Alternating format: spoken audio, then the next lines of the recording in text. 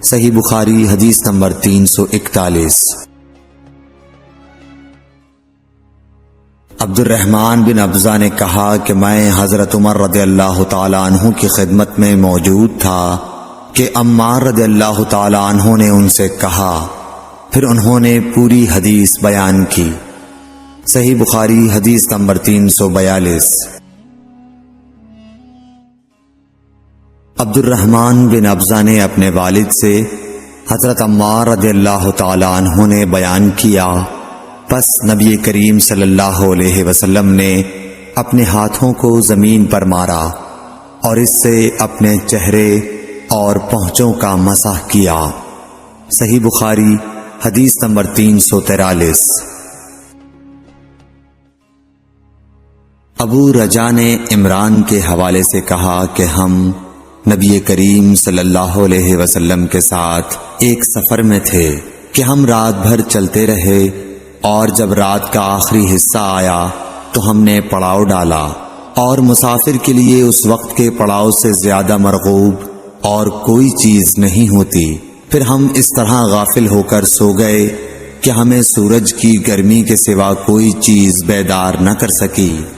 سب سے پہلے بیدار ہونے والا شخص فلاں تھا، پھر فلاں، پھر فلاں۔ ابو رجا نے سب کے نام لیے، لیکن اوف کو یہ نام یاد نہیں رہے۔ پھر چوتھے نمبر پر جاگنے والے حضرت عمر بن خطاب رضی اللہ تعالی عنہ تھے، اور جب نبی کریم صلی اللہ علیہ وسلم آرام فرماتے تو ہم آپ کو جگاتے نہیں تھے یہاں تک کہ آپ خود بخود بیدار ہوں، کیونکہ ہمیں کچھ معلوم نہیں ہوتا کہ آپ پر خواب میں کیا تازہ وحی آتی ہے۔ جب حضرت عمر جاگ گئے اور یہ آمدہ آفت دیکھی، اور وہ ایک نڈر دل والے آدمی تھے، پس زور زور سے تکبیر کہنے لگے۔ اسی طرح بآواز بلند آپ اس وقت تک تکبیر کہتے رہے جب تک کہ نبی کریم صلی اللہ علیہ وسلم ان کی آواز سے بیدار نہ ہو گئے۔ تو لوگوں نے پیش آمدہ آفت مصیبت کے متعلق آپ صلی اللہ علیہ وسلم سے شکایت کی۔ اس پر آپ نے فرمایا کہ کوئی حرج نہیں، سفر شروع کرو۔ پھر آپ تھوڑی دور چلے، اس کے بعد آپ ٹھہر گئے اور وضو کا پانی طلب فرمایا اور وضو کیا اور اذان کہی گئی۔ پھر آپ نے لوگوں کے ساتھ نماز پڑھی۔ جب آپ نماز پڑھانے سے فارغ ہوئے تو ایک شخص پر آپ کی نظر پڑی جو الگ کنارے پر کھڑا ہوا تھا، اور اس نے لوگوں کے ساتھ نماز نہیں پڑھی تھی۔ آپ نے اس سے فرمایا کہ اے فلاں، تمہیں لوگوں کے ساتھ نماز میں شریک ہونے سے کون سی چیز نے روکا؟ اس نے جواب دیا کہ مجھے غسل کی حاجت ہو گئی اور پانی موجود نہیں ہے۔ آپ نے فرمایا کہ پاک مٹی سے کام نکال لو، یہی تجھ کو کافی ہے۔ پھر نبی کریم صلی اللہ علیہ وسلم نے سفر شروع کیا تو لوگوں نے پیاس کی شکایت کی۔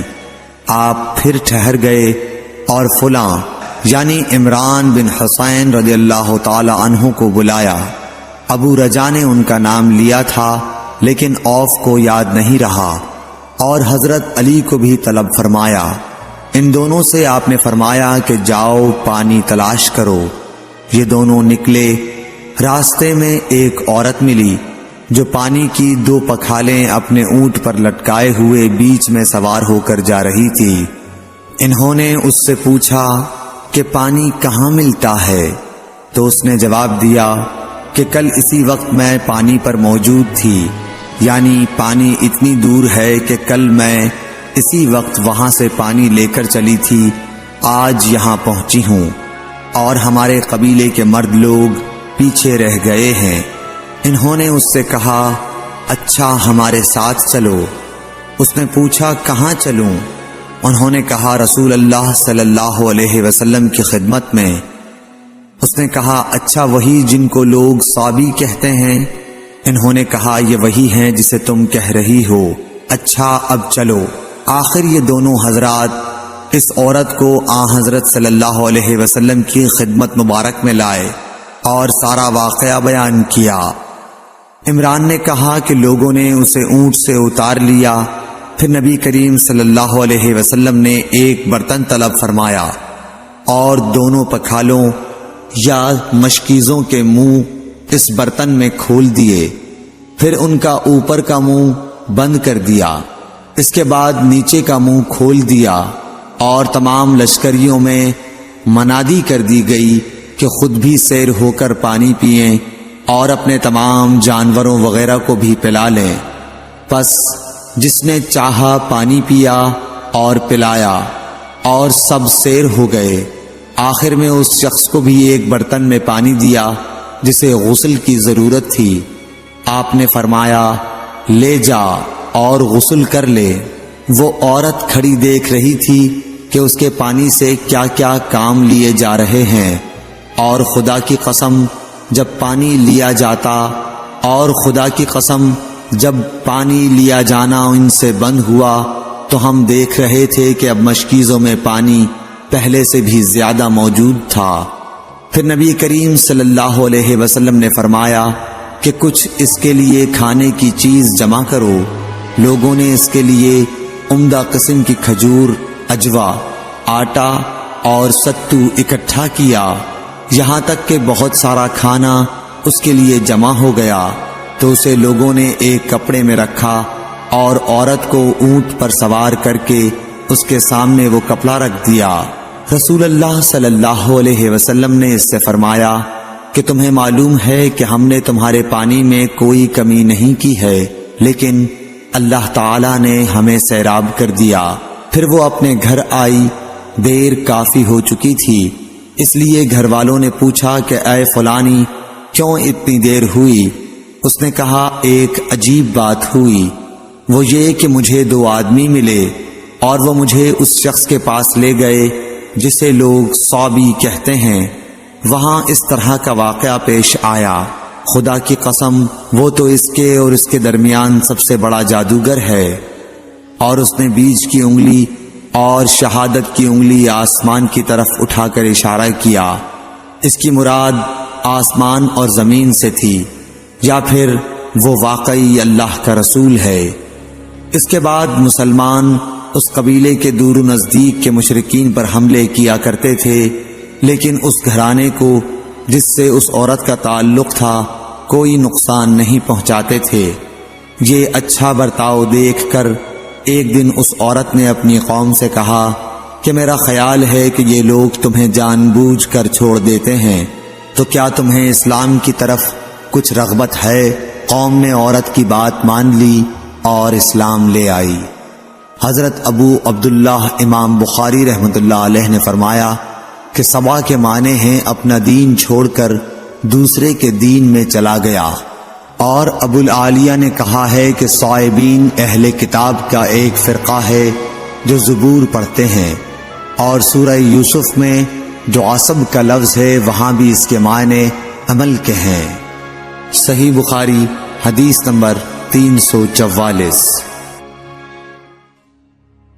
ابو موسیٰ نے عبداللہ بن مسعود سے کہا کہ اگر غسل کی حاجت ہو اور پانی نہ ملے تو کیا نماز نہ پڑھی جائے؟ عبداللہ نے فرمایا، ہاں، اگر مجھے 1 مہینے تک بھی پانی نہ ملے گا تو میں نماز نہ پڑھوں گا۔ اگر اس میں لوگوں کو اجازت دے دی جائے تو سردی معلوم کر کے بھی لوگ تیمم سے نماز پڑھ لیں گے۔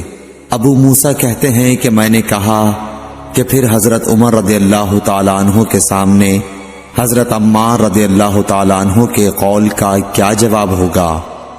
بولے کہ مجھے تو نہیں معلوم ہے کہ عمر رضی اللہ تعالیٰ عنہ عمار رضی اللہ تعالیٰ عنہ کی بات سے مطمئن ہو گئے تھے۔ صحیح بخاری حدیث نمبر 345۔ ابو موسیٰ نے پوچھا کہ ابو عبد الرحمن، آپ کا کیا خیال ہے کہ اگر کسی کو غسل کی حاجت ہو اور پانی نہ ملے تو وہ کیا کرے؟ عبداللہ نے فرمایا کہ اسے نماز نہ پڑھنی چاہیے جب تک اسے پانی نہ مل جائے۔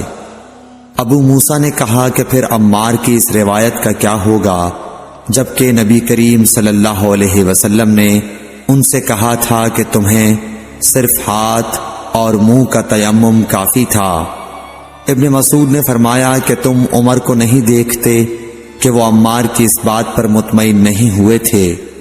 پھر ابو موسیٰ نے کہا کہ اچھا، عمار کی بات کو چھوڑو، لیکن اس آیت کا کیا جواب دو گے جس میں جنابت میں تیمم کرنے کی واضح اجازت موجود ہے؟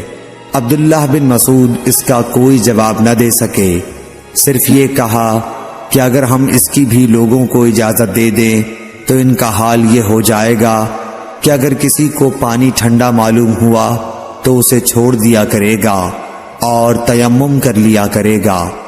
اعمش کہتے ہیں کہ میں نے شفیق سے کہا کہ گویا عبداللہ نے اس وجہ سے یہ صورت ناپسند کی تھی، تو انہوں نے جواب دیا کہ ہاں۔ صحیح بخاری حدیث نمبر 346۔ حضرت ابو موسیٰ رضی اللہ تعالی عنہ نے حضرت عبداللہ بن مسعود سے کہا کہ اگر ایک شخص کو غسل کی حاجت ہو اور مہینہ بھر پانی نہ پائے تو کیا وہ تیمم کر کے نماز نہ پڑھے؟ شفیق کہتے ہیں کہ حضرت عبداللہ بن مسعود نے جواب دیا کہ وہ تیمم نہ کرے اگرچہ وہ 1 مہینے تک پانی نہ پائے اور نماز موقوف رکھے۔ ابو موسیٰ نے اس پر کہا کہ پھر سورہ مائدہ کی اس آیت کا کیا مطلب ہوگا؟ اگر تم پانی نہ پاؤ تو پاک مٹی پر تیمم کر لو۔ حضرت عبداللہ بن مسعود بولے کہ اگر لوگوں کو اس کی اجازت دے دی جائے تو جلد ہی یہ حال ہو جائے گا کہ جب ان کو پانی ٹھنڈا معلوم ہوگا تو وہ مٹی سے تیمم ہی کر لیں گے۔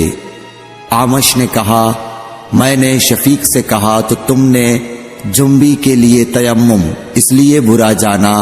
انہوں نے کہا ہاں۔ پھر حضرت ابو موسیٰ اشعری رضی اللہ تعالیٰ عنہ نے فرمایا کہ کیا آپ کو حضرت عمار کا حضرت عمر بن خطاب رضی اللہ تعالیٰ عنہ کے سامنے یہ قول معلوم نہیں کہ مجھے رسول اللہ صلی اللہ علیہ وسلم نے کسی کام کے لیے بھیجا تھا، سفر میں مجھے غسل کی ضرورت ہو گئی لیکن پانی نہیں ملا، اس لیے میں مٹی میں جانور کی طرح لوٹ پوٹ لیا۔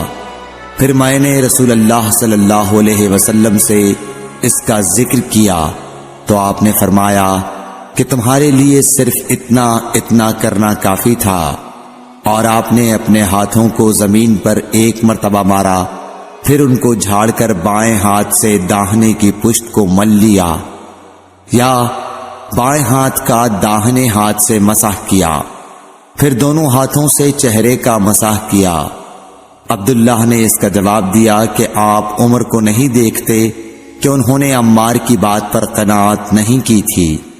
اور یعلی بن عبید نے اعمش کے واسطے سے شفیق سے روایت میں یہ زیادتی کی ہے کہ انہوں نے کہا کہ میں عبداللہ اور ابو موسیٰ کی خدمت میں تھا، اور ابو موسیٰ نے فرمایا تھا کہ آپ نے عمر سے عمار کا یہ قول نہیں سنا کہ رسول اللہ صلی اللہ علیہ وسلم نے مجھے اور آپ کو بھیجا، پس مجھے غسل کی حاجت ہو گئی اور میں مٹی میں لوٹ پوٹ لیا، پھر میں رات رسول اللہ صلی اللہ علیہ وسلم کی خدمت میں حاضر ہوا اور آپ سے صورتحال کے متعلق ذکر کیا تو آپ نے فرمایا کہ تمہیں صرف اتنا ہی کافی تھا، اور آپ نے چہرے اور ہتھیلیوں کا 1 ہی مرتبہ مسح کیا۔ صحیح بخاری حدیث نمبر 347۔ عمران بن حسین خزائی سے روایت ہے کہ رسول اللہ صلی اللہ علیہ وسلم نے ایک آدمی کو دیکھا کہ الگ کھڑا ہوا ہے اور لوگوں کے ساتھ نماز میں شریک نہیں ہو رہا ہے۔ آپ نے فرمایا کہ اے فلاں، تمہیں لوگوں کے ساتھ نماز پڑھنے سے کس چیز نے روک دیا؟ اس نے عرض کی یا رسول اللہ، مجھے غسل کی ضرورت ہو گئی اور پانی نہیں ہے۔ آپ نے فرمایا پھر تم کو پاک مٹی سے تیمم کرنا ضروری تھا، پس وہ تمہارے لیے کافی ہوتا۔ صحیح بخاری حدیث نمبر 348۔ ابو ذر غفاری رضی اللہ تعالی عنہ یہ حدیث بیان کرتے تھے کہ حضرت صلی اللہ علیہ وسلم نے فرمایا کہ میرے گھر کی چھت کھول دی گئی۔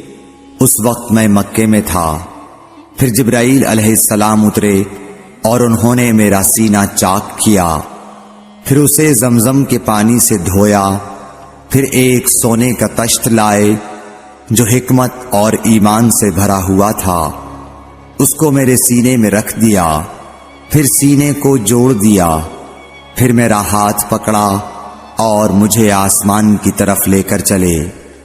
جب میں پہلے آسمان پر پہنچا تو جبرائیل علیہ السلام نے آسمان کے داروغہ سے کہا کھولو۔ اس نے پوچھا آپ کون ہیں؟ جواب دیا کہ جبرائیل۔ پھر انہوں نے پوچھا کیا آپ کے ساتھ کوئی اور بھی ہے؟ جواب دیا ہاں، میرے ساتھ محمد صلی اللہ علیہ وسلم ہیں۔ انہوں نے پوچھا کہ کیا ان کے بلانے کے لیے آپ کو بھیجا گیا تھا؟ کہا جی ہاں۔ پھر جب انہوں نے دروازہ کھولا تو ہم پہلے آسمان پر چڑھ گئے۔ وہاں ہم نے ایک شخص کو بیٹھے ہوئے دیکھا، ان کے داہنی طرف کچھ لوگوں کے جھنڈ تھے اور کچھ جھنڈ بائیں طرف تھے۔ جب وہ اپنی داہنی طرف دیکھتے تو مسکراتے اور جب بائیں طرف نظر کرتے تو روتے۔ انہوں نے مجھے دیکھ کر فرمایا آؤ اچھے آئے ہو، صالح نبی اور صالح بیٹے۔ میں نے جبرائیل علیہ السلام سے پوچھا یہ کون ہیں؟ انہوں نے کہا کہ یہ آدم علیہ السلام ہیں، اور ان کے دائیں بائیں جو جھنڈ ہیں یہ ان کے بیٹوں کی روحیں ہیں۔ جو جھنڈ دائیں طرف ہیں وہ جنتی ہیں، اور بائیں طرف کے جھنڈ دوزخی روحیں ہیں۔ اس لیے جب وہ اپنے دائیں طرف دیکھتے ہیں تو خوشی سے مسکراتے ہیں، اور جب بائیں طرف دیکھتے ہیں تو رنج سے روتے ہیں۔ پھر جبرائیل مجھے لے کر دوسرے آسمان تک پہنچے اور اس کے داروغہ سے کہا کہ کھولو۔ اس آسمان کے داروغہ نے بھی پہلے داروغہ کی طرح پوچھا، پھر کھول دیا۔ حضرت انس رضی اللہ تعالی عنہ نے کہا کہ ابو ذر نے ذکر کیا کہ آپ صلی اللہ علیہ وسلم یعنی نبی صلی اللہ علیہ وسلم نے آسمان پر آدم، ادریس، موسیٰ، عیسیٰ اور ابراہیم علیہ السلام کو موجود پایا، اور ابو ذر نے ہر ایک کا ٹھکانہ نہیں بیان کیا، البتہ اتنا بیان کیا کہ حضور صلی اللہ علیہ وسلم نے حضرت آدم کو پہلے آسمان پر پایا اور حضرت ابراہیم کو چھٹے آسمان پر۔ انس نے بیان کیا کہ جب جبرائیل علیہ السلام نبی کریم صلی اللہ علیہ وسلم کے ساتھ ادریس علیہ السلام پر گزرے تو انہوں نے فرمایا کہ آؤ اچھے آئے ہو، صالح نبی اور صالح بھائی۔ میں نے پوچھا یہ کون ہیں؟ جواب دیا کہ یہ ادریس علیہ السلام۔ پھر موسیٰ علیہ السلام تک پہنچا، انہوں نے فرمایا آؤ اچھے آئے ہو، صالح نبی اور صالح بھائی۔ میں نے پوچھا یہ کون ہیں؟ جبرائیل نے بتایا کہ یہ موسیٰ ہیں۔ پھر میں عیسیٰ علیہ السلام تک پہنچا، انہوں نے کہا آؤ اچھے آئے ہو، صالح نبی اور صالح بھائی۔ میں نے پوچھا یہ کون ہیں؟ جبرائیل علیہ السلام نے بتایا کہ یہ عیسیٰ ہیں۔ پھر میں ابراہیم علیہ السلام تک پہنچا، انہوں نے فرمایا آؤ اچھے آئے ہو، صالح نبی اور صالح بیٹے۔ میں نے پوچھا یہ کون ہیں؟ جبرائیل علیہ السلام نے بتایا کہ یہ حضرت ابراہیم علیہ السلام ہیں۔ ابن شہاب نے کہا کہ مجھے ابو بکر بن حزم نے خبر دی کہ عبداللہ بن عباس اور ابو حبا الانصاری رضی اللہ عنہم کہا کرتے تھے کہ نبی کریم صلی اللہ علیہ وسلم نے فرمایا، پھر مجھے جبرائیل لے کر چڑھے۔ اب میں اس بلند مقام تک پہنچ گیا جہاں میں نے قلم کی آواز سنی جو لکھنے والے فرشتوں کے قلموں کی آواز تھی۔ ابن حزم نے اپنے شیخ سے اور انس بن مالک نے ابو ذر سے نقل کیا کہ نبی کریم صلی اللہ علیہ وسلم نے فرمایا، پس اللہ تعالیٰ نے میری امت پر 50 وقت کی نمازیں فرض کیں۔ میں یہ حکم لے کر واپس لوٹا۔ جب موسیٰ علیہ السلام تک پہنچا تو انہوں نے پوچھا کہ آپ کی امت پر اللہ نے کیا فرض کیا ہے؟ میں نے کہا کہ 50 وقت کی نمازیں فرض کی ہیں۔ انہوں نے فرمایا آپ واپس اپنے رب کی بارگاہ میں جائیے، کیونکہ آپ کی امت اتنی نمازوں کو ادا کرنے کی طاقت نہیں رکھتی ہے۔ میں واپس بارگاہ رب العزت میں گیا تو اللہ نے اس میں سے ایک حصہ کم کر دیا۔ پھر موسیٰ علیہ السلام کے پاس آیا اور کہا کہ ایک حصہ کم کر دیا گیا ہے۔ انہوں نے کہا کہ دوبارہ جائیے، کیونکہ آپ کی امت میں اس کی برداشت کی بھی طاقت نہیں ہے۔ پھر میں بارگاہ رب العزت میں حاضر ہوا، پھر ایک حصہ کم ہوا۔ جب موسیٰ کے پاس پہنچا تو انہوں نے فرمایا کہ اپنے رب کی بارگاہ میں پھر جائیے، کیونکہ آپ کی امت اس کو بھی برداشت نہ کر سکے گی۔ پھر میں بار بار آیا گیا، پس اللہ تعالیٰ نے فرمایا کہ یہ نمازیں عمل میں 5 ہیں اور ثواب میں 50 کے برابر ہیں، میری بات بدلی نہیں جاتی۔ اب میں موسیٰ کے پاس آیا تو انہوں نے پھر کہا کہ اپنے رب کے پاس جاؤ، لیکن میں نے کہا کہ مجھے اپنے رب سے شرم آتی ہے۔ پھر جبرائیل مجھے سدرۃ المنتہا تک لے گئے، جسے کئی طرح کے رنگوں نے ڈھانک رکھا تھا، جن کے متعلق مجھے معلوم نہیں ہوا کہ وہ کیا ہیں۔ اب کے بعد مجھے جنت میں لے جایا گیا۔ میں نے دیکھا کہ اس میں موتیوں کے ہار ہیں اور اس کی مٹی مشک کی ہے۔ صحیح بخاری حدیث نمبر 349۔ حضرت عائشہ صدیقہ رضی اللہ تعالی عنہ نے فرمایا کہ اللہ تعالیٰ نے پہلے نماز میں 2 رکعت فرض کی تھی، سفر میں بھی اور اقامت کی حالت میں بھی۔ پھر سفر کی نماز تو اپنی اصلی حالت پر باقی رکھی گئی اور حالت اقامت کی نمازوں میں زیادتی کر دی گئی۔ صحیح بخاری حدیث نمبر 350۔